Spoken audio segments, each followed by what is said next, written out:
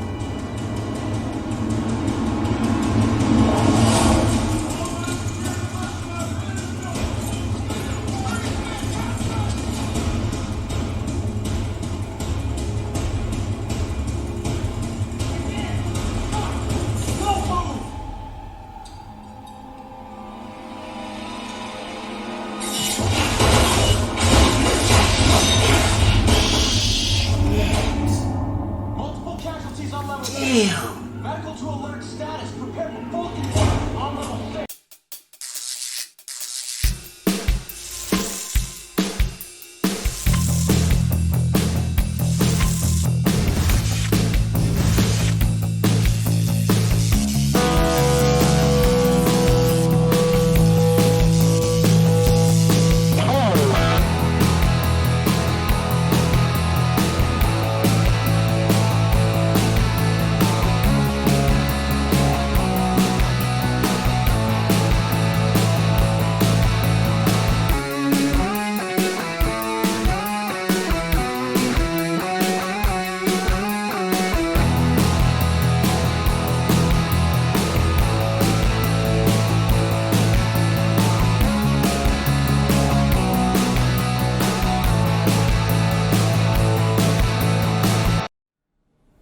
What's going on, ladies and gents? Cyberland coming at you with another film review. This time we're moving on to Underworld Awakening.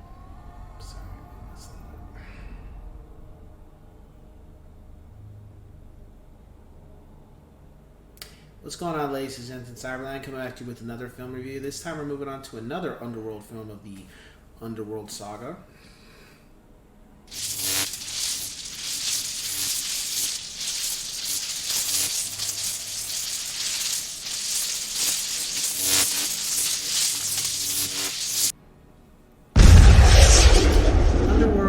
Awakening.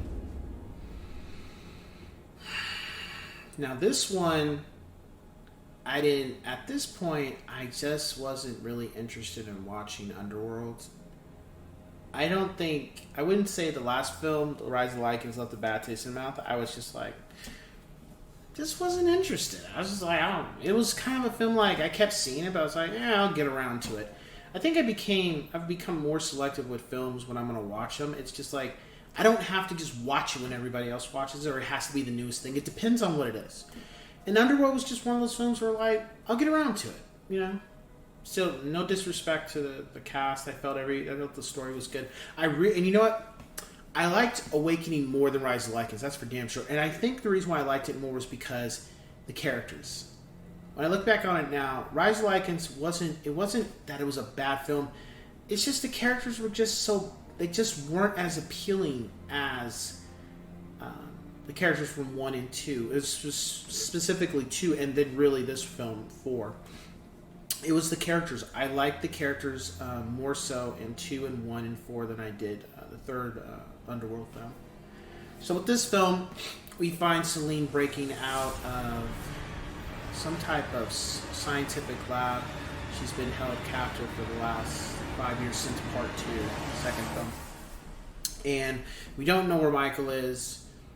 Apparently something happened, like, with them. They got separated.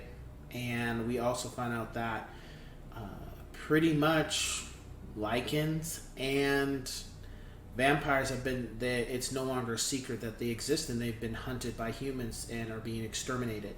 So during this time period, while Celine is pretty much out of it, the majority of the vampires and the majority of Lycans are completely being eradicated from the planet.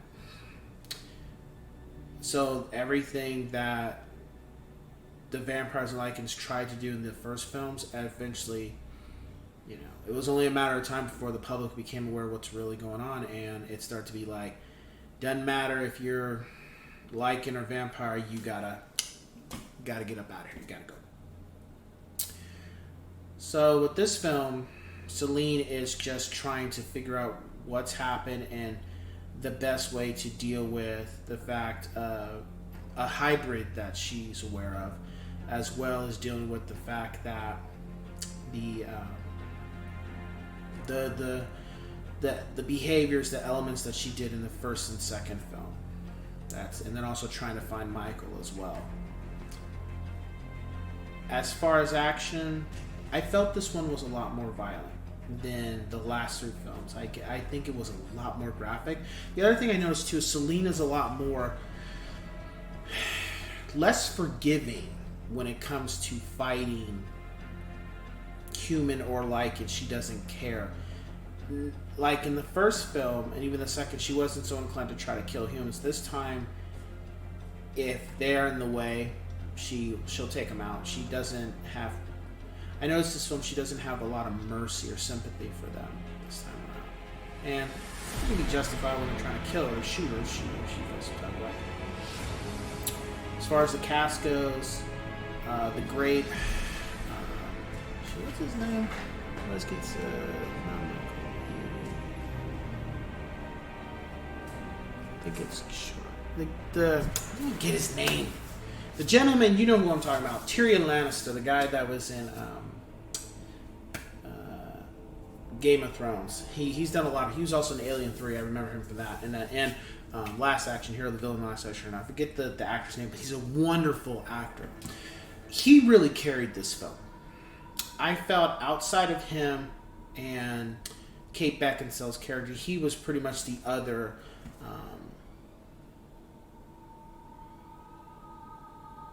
entertainment quality of this film.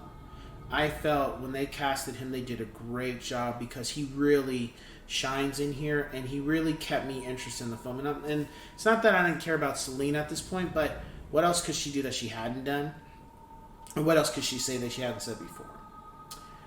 And with bringing this character in, I felt he did a huge service to Underworld and keeping me entertained and keeping me wanting to watch this film. And I think because of him being in this film, I was more inclined to, right after I saw this film, I watched the fifth film, like right after, like immediately. He really kept me entertained. He wasn't really a fighter, but the dialogue for his character, his mannerisms, how he just acted. Besides Celine and her kick-ass scenes and her abilities and such, that was the highlight. So my rating for this film, I give it 4 out of 5. Yes, sirs. I do think it was better than Rise of the Lycans. I felt, as I already said in my views of Rise of the Lycans.